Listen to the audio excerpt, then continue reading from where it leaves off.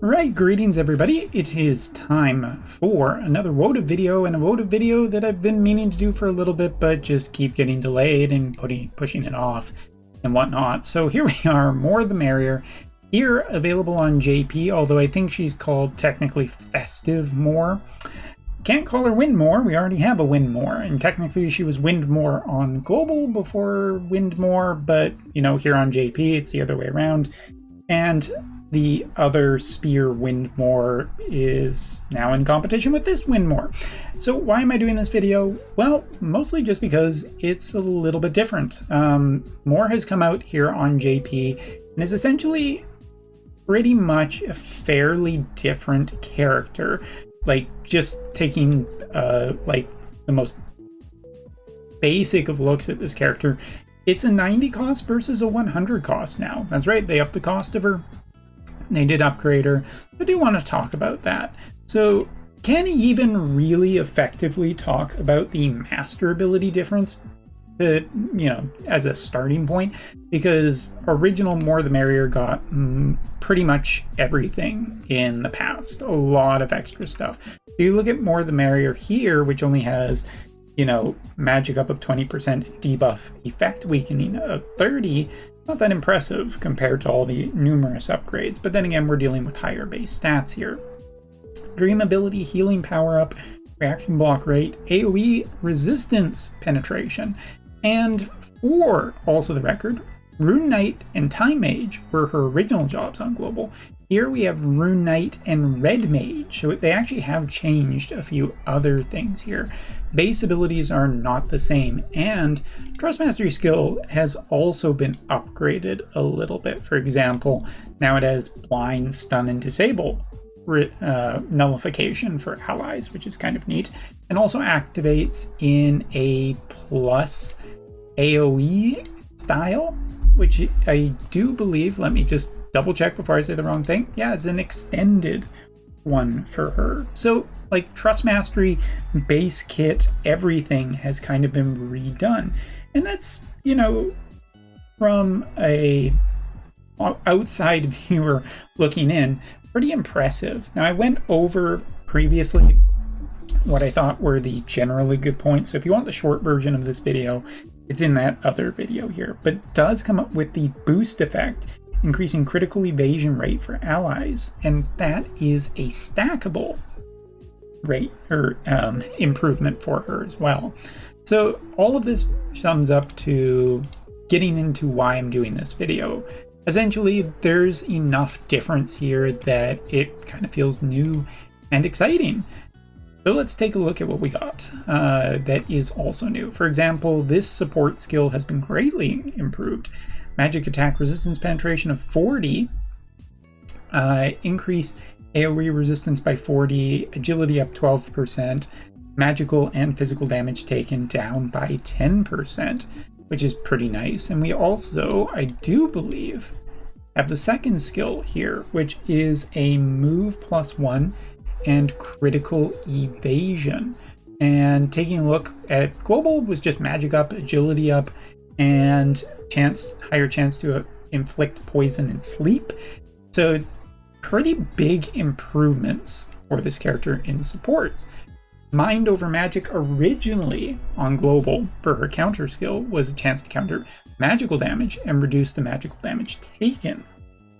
Here we have the same thing, chance to counter magical damage 70% and reduces by 25%. Interesting to take a look at the original Global, which was a 20% chance of happening with a 45% reduction. So they've kind of flipped it around. It's more accurate now. It's more likely to happen. That's probably pretty, you know, just better overall, but still. Taking a look at the limit burst, again, her limit burst did get improved on Global, so I'm just going to kind of look at the original. Silence, AoE resistance, and a 200% damage on an AoE. Well, now what we are looking at for this character, pretty big AoE, even bigger than the upgraded version on Global in terms of size.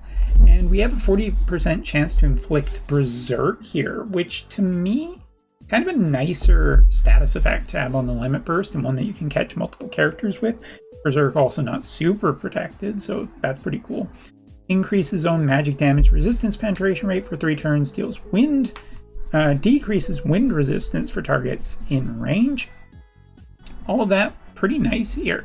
I'm pretty happy with the way that Limit Burst is upgraded. Sub part of her kit. I mean, Red Mage, is that really better than Time Mage? Probably not, but maybe the skills are a little bit different too here.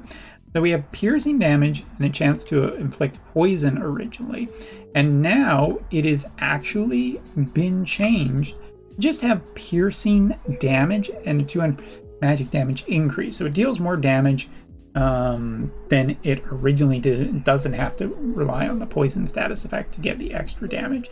Kind of a little bit more reliable. Other skill, looking at the global, was a chance to inflict paralyze and decreasing agility if paralyze was in effect. Here we have paralyze at 80% chance for 3 turns to target if one or more of the following effects are active: immobilize or paralyze, and 25% chance to inflict immobilize for 3 turns on targets, and physical damage reduction for targets, as well as magical damage reduction for targets if they have 1 or more. So kind of an interesting upgrade. They have changed around the abilities in the sub. Don't know if it's really worth it, but it is kind of cool. And now we're just going to get into what the new version is of her main part of her kit. Basic attack does have poison here. Has been increased to 50% chance. That's really, really cool. Basically a better chance. It's not on the sub part of her kit, it's now in the main part, and it is just more likely to happen, which is really, really good. Our designated wall of text ability here, which of course is just really long, and obviously way more effects than the original. Reducing damage taken by 50% for 4 times if absorb HP or shell is active. Does give a 50% absorb for damage attacks for 4 turns. For allies too, which is pretty damn strong. Decreasing chance of being targeted, shell, and chance to inflict stun by 15 if the targets have 1 or more of the following things. So yeah, a lot of features here. Moving in, we get into her AoE damager, reducing magical damage taken. The larger the attack size, buff for targets. Dispel shell for targets, decreases debuff effect weakening by 50 for just this cast, which is kind of nice. Means that her debuffs do actually have a chance of landing still. 30% hit chance, automatically 50% of the damage will be absorbed no matter what. 25% chance to inflict stun and decrease healing by 50 for multiple turns. Our next skill, 200% chance to ignore fatal damage, and when that happens, there actually is a buff for her. I talked about it in the previous video, but they are secondary skills that basically kind of decrease her chance of being targeted and whatnot. Increases a bunch of her abilities, and just lets her rip on the targets.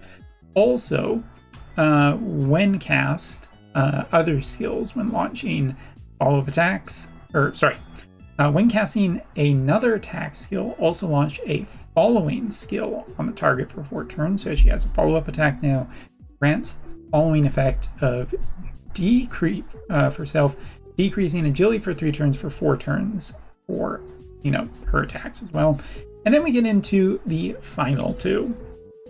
This big box AoE, which was, according to, this is the job level 12.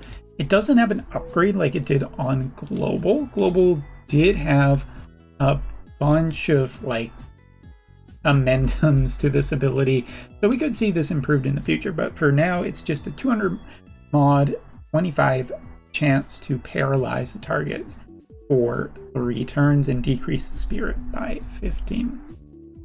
And then her final ultimate ability, which is no longer a single target but is an AoE. Spell auto revive for targets, increase healing power by 30.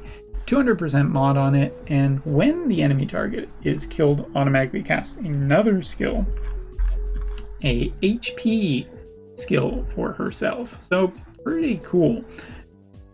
I have to say, quite the big upgrade for a character like this. And you know what? I would be fine seeing more global exclusive characters coming to the JP side if they get this kind of treatment, because this is relevant. This feels substantial. This feels like they took what was there and kind of improved on it and iterated on it, and it's pretty neat when all things are said and done. Throwing her in the review party just to kind of show off what her stats look like and resistances and everything like that. It's pretty positive. I can see why she is rated a triple S tier character. And yeah, 120 speed here is not bad either. So yeah, more the merrier. Made quite a splash on JP. Not sure that a ton of people went for her banner. I definitely did not, because she was missing some of the more basic ones. She was essentially just a kind of, if you're going to get her, you're basically paying for her because some of the step ups are missing. But hey, it's good bait. I guess you'll get whales. So thanks so much for watching. Take care. See you next time.